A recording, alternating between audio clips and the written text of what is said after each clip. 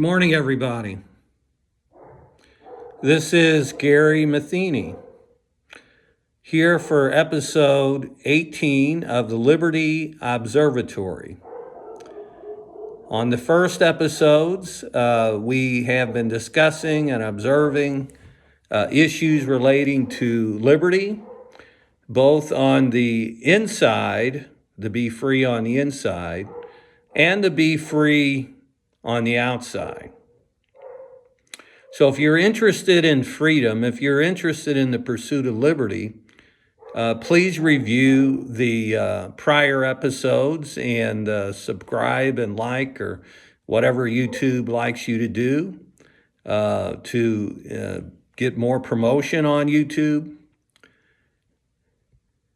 Basically, the goal of this program, Liberty Observatory, is to help enhance the value of liberty in our society, a value that has been fading away, and yet, even though it's intangible, is so important for a healthy society.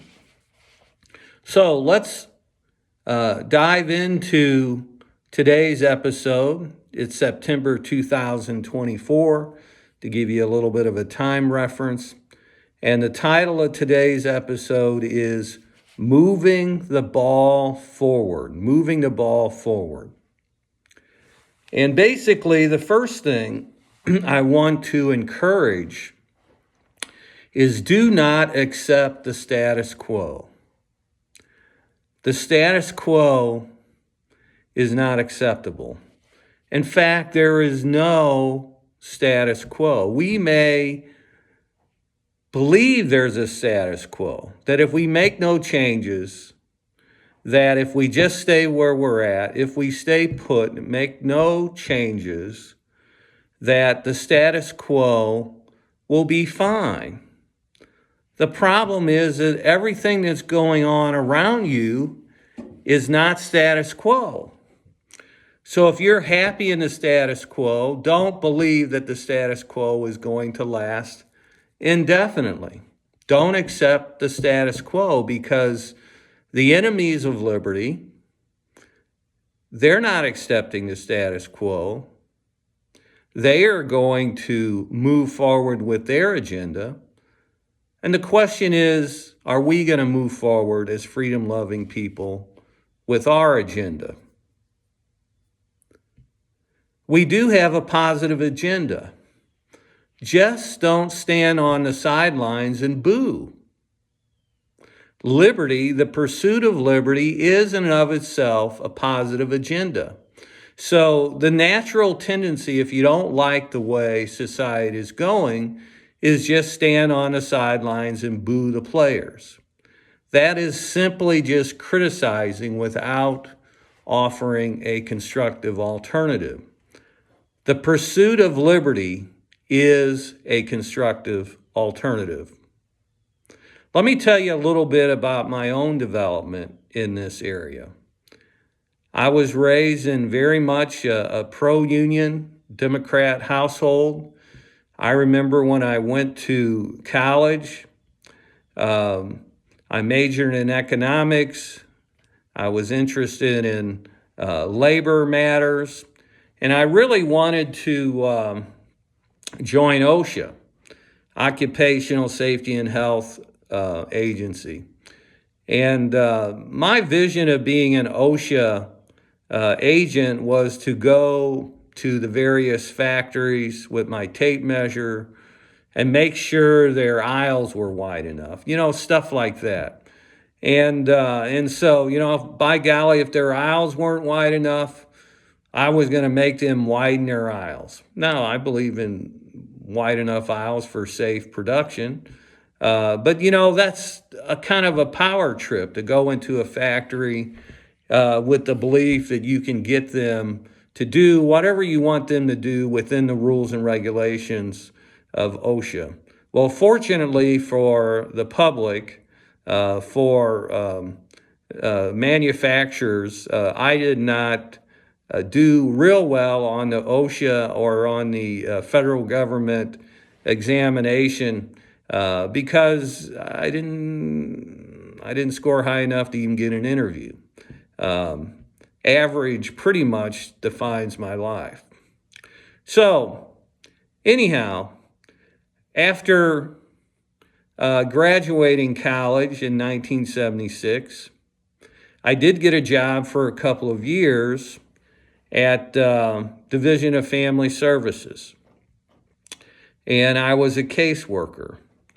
And there was something that started moving inside of me while I was a caseworker that started changing my politics. This had started actually beforehand while I was in college, because some of my economic courses I could understand the conservative economists better than I could the liberal economists. And yet it was confusing me because I was a liberal. And so it ran contrary to my views. And that's part of developing an overall view that evolves in an honest way over time. I'm not saying in the expeditious way that you simply modify your views for political gain. I'm talking about an honest approach to the issues. So, Milton Friedman and the conservative economists, kudos to you. So anyhow, I noticed that at my time at Family Services that I put huge demands on myself. And in general in life, when I was a young man, I put huge demands on myself. Very strong work ethic, tried to do the right thing, tried to be an honest man as a young man, tried to control all the emotional upheaval associated with growing up in America. Peer pressure, the full 9 yards, the desire to be a success, trying to understand your competitive nature, which is pretty much common to us all, particularly men. And so I had very high demands for me, but I put no demands on anybody else, particularly the people in my caseload. The only demands I put upon them were the ones that were statutorily required. In other words, it was their life. Let them do whatever they want. I'm not here to judge them. And what I noticed was a tremendous lack of work ethic.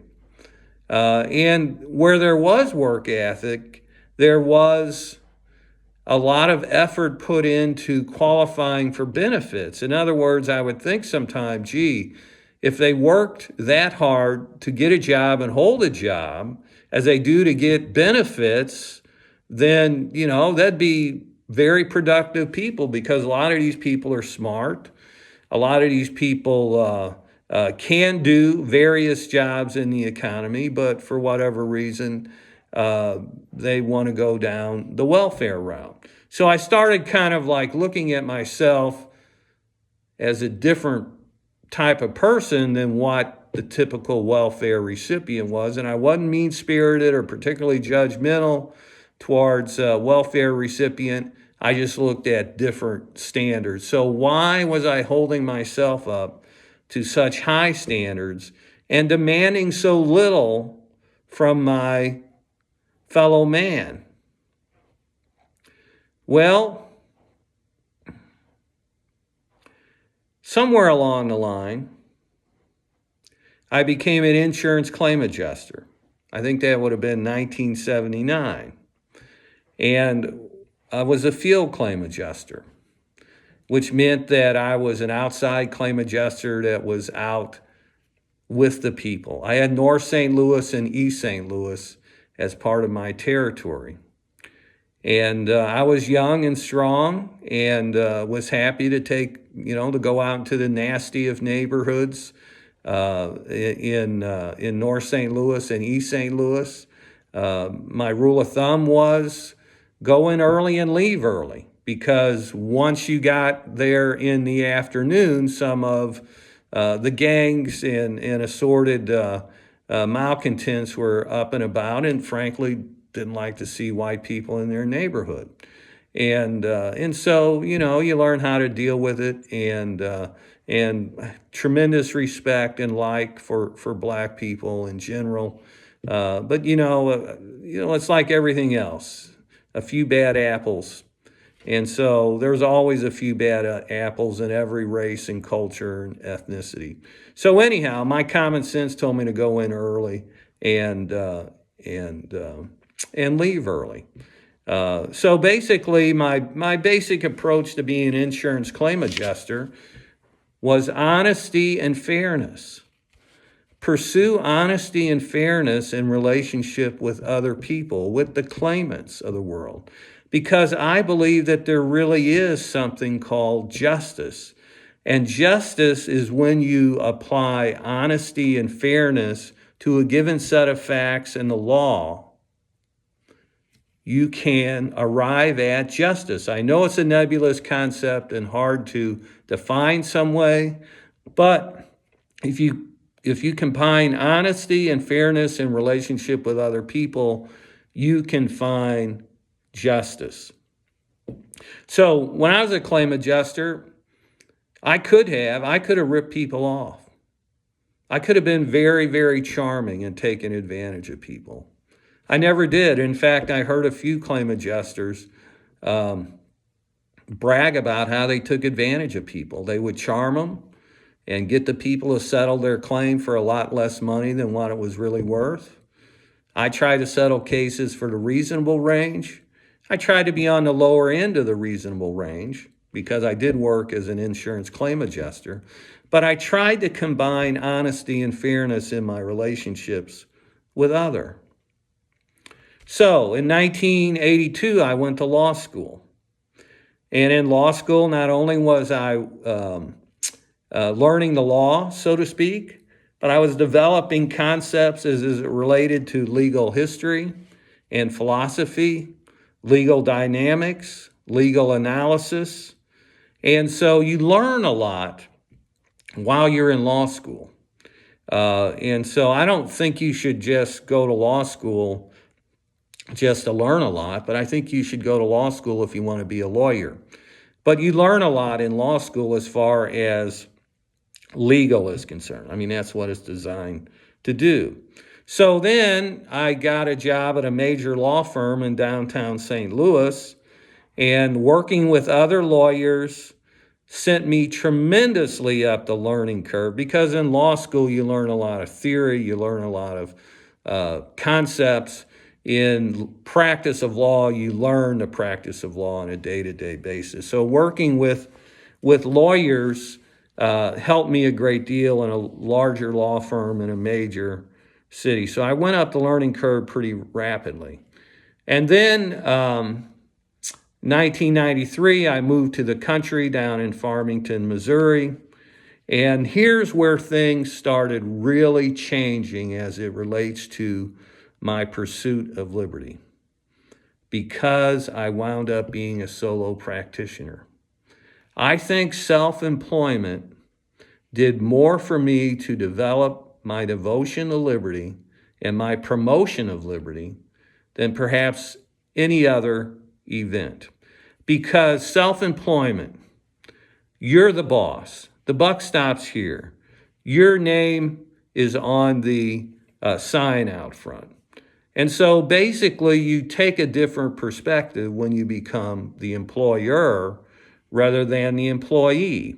You take a different perspective when you are the solo practitioner, because it maximizes your freedom. You know, you get to build the firm as you see fit, as your avenues avail themselves to you. You get to hire who you see fit. You get to retain who you see fit. You get to buy property or not to buy property as you see fit for the business. So there's a huge, huge amount of liberty associated with self-employment. So I tend to tell people, I know it's not for everybody.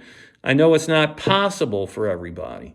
But if you can find yourself in the world of self-employment and you have a good work ethic and you have social skills and you have a product or something to market to the marketplace, you'll find immense satisfaction in that.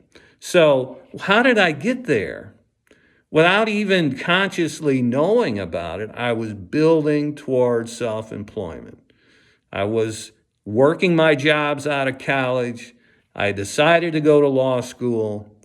I got a job at a major law firm in downtown St. Louis, then decided to move down to the country after 5 years there and became self-employed as a solo practitioner in the practice of law. So you build yourself a life. Build yourself a life. And in the midst of building yourself a life, build in liberty. Build in freedom and liberty into your life as you build your life. Don't build your life to be enslaved. Don't build your life to be subservient to be other people. Build your life to have and enjoy freedom. Because once you have and enjoy it, it enhances in your mind.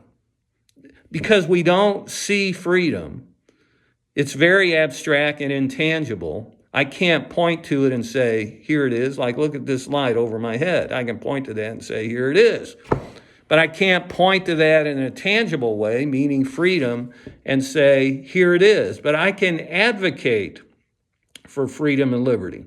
I can advocate for freedom and liberty, not only for myself, but for other people. So you can see how you can develop a positive agenda in pursuit of liberty. You just don't have to stand on the sidelines and boo the players that are playing because you don't like the way it's going.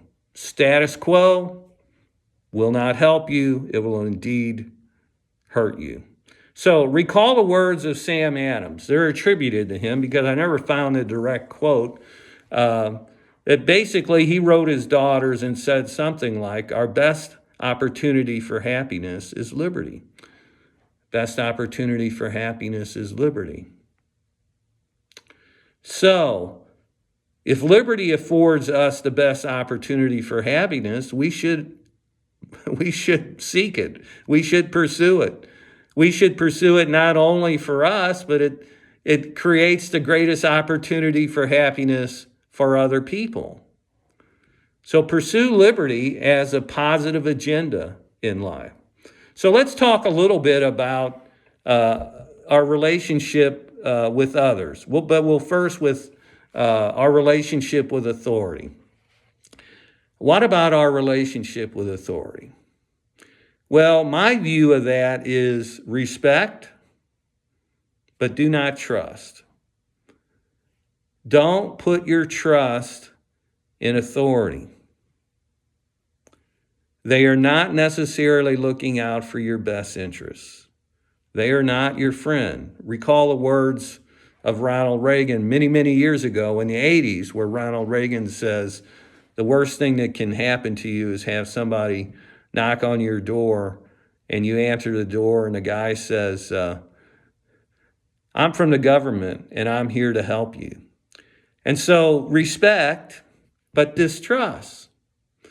I have some people that I know that are not the same political stripe that I am. And everything that I say is fact-checked. And so I spent a lot of time on like a Facebook political group, defending myself without trying to be arrogant or angry, just being honest and humble about it as much as I can be. And so basically, not just them, but others will fact check me. But what I've noticed is that a lot of these people that fact checked their fellow citizens to the nth degree do not fact check authorities. We should be fact checking our authorities much more rigorously than we fact checked our fellow citizen. I'm a mere pimple. Why fact check me to the nth degree? I have no power over you. But how about the guy that has power over you, that has authority over you, that governs you? Shouldn't you be fact checking him because he can control the destiny of your life?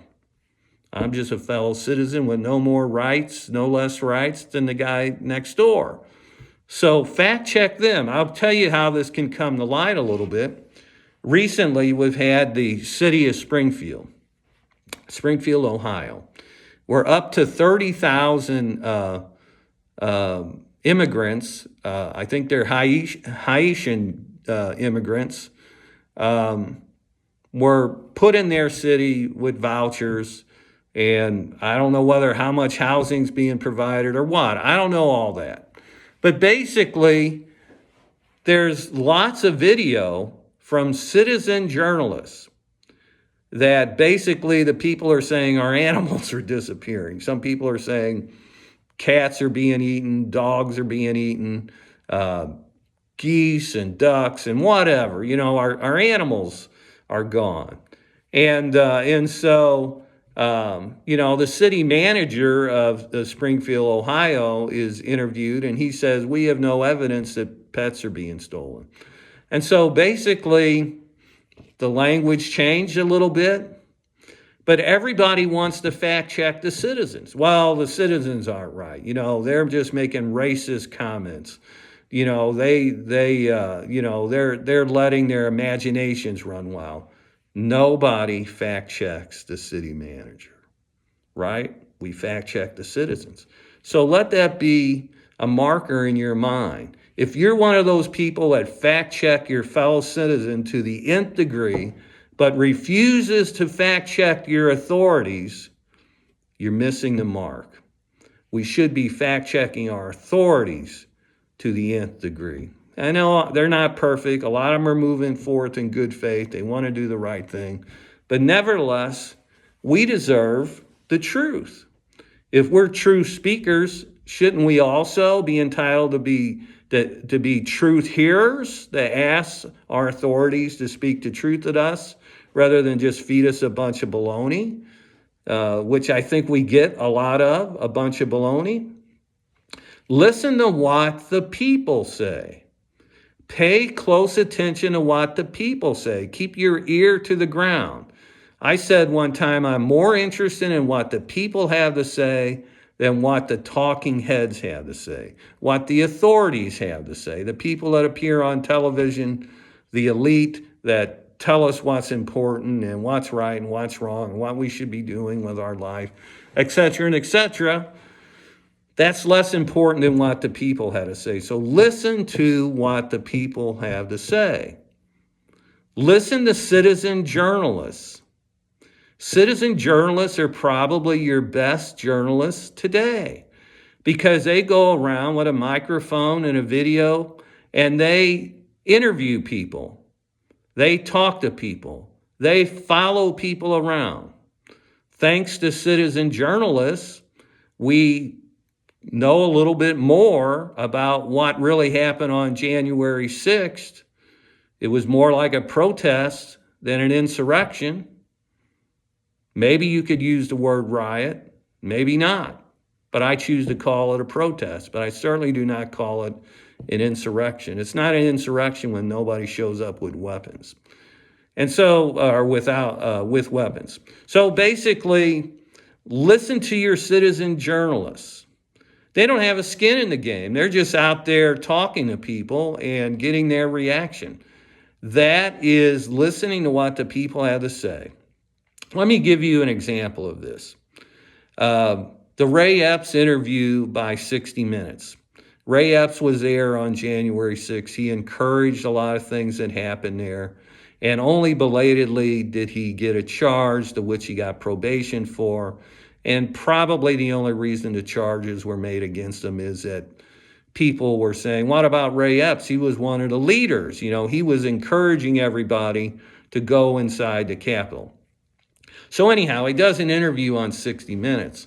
And there are such softball questions that it raised more questions than answers in the mind of the listener, in the mind of the hearer. People like us who were watching that interview, we left there with more questions about Ray Epps than we entered the conversation because he was treated with such kid gloves by 60 Minutes. And so there you can see establishment media, the ruling elite, filtering through an interview to where it's only what they want us to hear. Compare that to the citizen journalists. The citizen journalist shows up and puts a mic in your face and says, what do you think? And elicits what? An honest response. And in that, what we really want is an honest response rather than something that is just, covered over or swept under the rug. So listen to your citizen journalists. They may actually be on the cutting edge of what is happening in America. All right, so let's move ahead now to relationships with others. And we should always show respect. Whether we agree or whether we don't agree, show respect. And be a peacemaker. In the Gospels, it says that we are be a peacemaker. Blessed are the peacemakers. So don't intentionally stir up strife. Don't needlessly stir up strife with your fellow citizens. Try and get along with people. If you stir up strife and dissension, that creates more strife and dissension in society in general. More upheaval, more discontent, more riots, more crime, more confusion, more chaos, if you look at it as a large scale. But we as individuals don't have to go down that path. We can be peacemakers. We can seek peace with other people. And I'm not saying compromise. And I'm not saying throw justice out the window. I'm just saying that you don't needlessly stir up strife among people. Because think about what has happened to us as an American society. There's no longer an American identity. We live in a pluralistic, diverse society where we are divided up into groups. It's called identity politics. We're divided up into groups or factions, and some of them are allies and some aren't. But generally there is strife and dissension between the various identity groups. Well, who is needed to step in to control the various identity groups? That's the government, our authority. So the more strife and contention we have with each other, the more the government grows. So in some respects, the government creates the identity groups, then the identity groups strive with each other, and the government grows controlling the identity groups. And at the end of the day, what do we have less of? We have less liberty. We have less freedom. So let's just take an example here between we the people versus the United States government. And so my view of things is that freedom, liberty, trumps patriotism. In other words, we should be pushing an agenda of liberty as well as we can within the boundaries that we have as a free people. And that should be more important to us than patriotism. Because patriotism sometimes is my country right or wrong. It should never be that. Freedom is more important than patriotism because patriotism can run afoul into a false sense of nationalism. Nazi Germany comes to mind. So many Germanic people were confused by patriotism and nationalism, where they became a superior human race over the rest of us. Big mistake. Ended being a destruction, essentially, of a whole country with millions of people killed in the meantime. And that is a real shame. So, how do we distinguish between we the people and the United States government? Well, we the people is us. It's the citizens. It's us. United States government is the group that governs us at any given moment in time. So we have the United States government and we have we the people, and they're not the same thing. And the United States government can be benign, it can be hostile, it can be generous, it can create welfare states, it can reduce the welfare state, it can be militaristic, it can be non-militaristic, it can charge high taxes, it can charge low taxes, but the United States government is not we the people. I'll get back to Springfield, Ohio as a microcosm of that. We the people were the people who were going to city and county council meetings and were being interviewed by citizen journalists about what was going on in their town. But the officials, the authorities, were saying there's no problem here.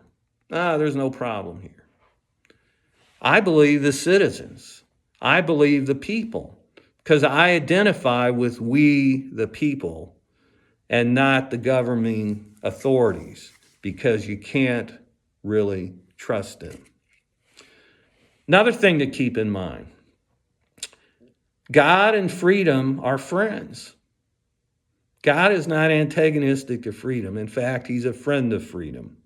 Galatians 5:1 says, "For freedom's sake, Christ has set us free." In other words, it's the purpose of the Christian faith to set us free. You're free from the inside by the gospel of Jesus Christ, and you can be free from the outside when you pursue principles of freedom and liberty like the founding fathers of our country did. You see how the two flow into each other?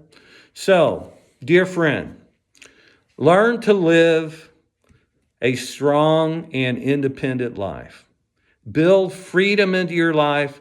Pursue liberty for yourself and other people with the belief that it is our best opportunity for happiness for the most people. So today I want to end with just a remark from Frank Sinatra's song, "I Did It My Way." Don't you want, at the end of the day, when you're an old man, long in the tooth, gray-bearded, to say, "I did it my way"? Thank you all very much for joining me today, and join us next time for Liberty Observatory. Thank you.